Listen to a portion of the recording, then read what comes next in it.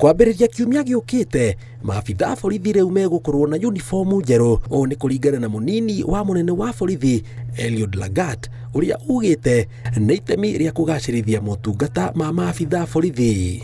It's not far from the previous uniform, but you are going to see it from next week that we are going to roll in gradually. We'll start with Nairobi, probably with and the other cities. And of course, over a time, we are going to have new uniforms.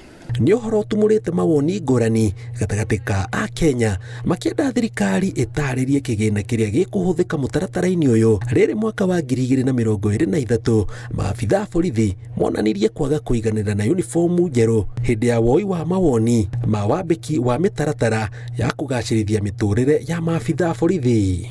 And quite a number of police officers are going to receive new uniforms starting next week. But remember, of course, this is it's a gradual transformation. It's part of the police reforms.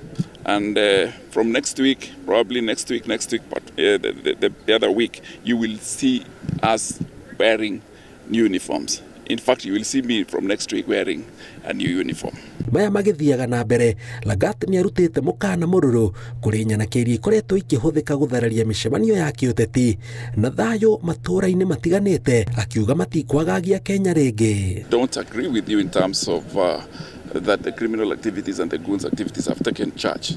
No, if you check on the statistics, and we have the data, is that these are few individuals who are criminal in nature. They are criminals in nature.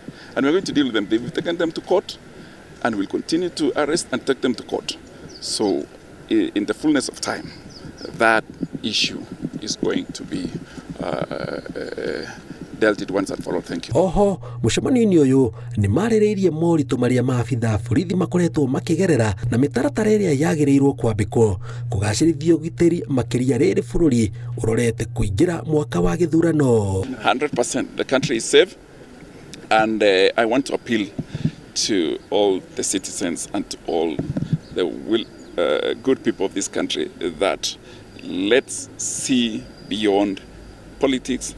Let's see beyond normal, these criminal things. And I want to ask the youth not to allow themselves to be used, and any other Kenyan not to allow to be used by being hired or something of that nature to destabilize the peace and tranquility, especially as we head towards election. Geri for Trainoro TV, Jetagwo Jenga, Oaboy.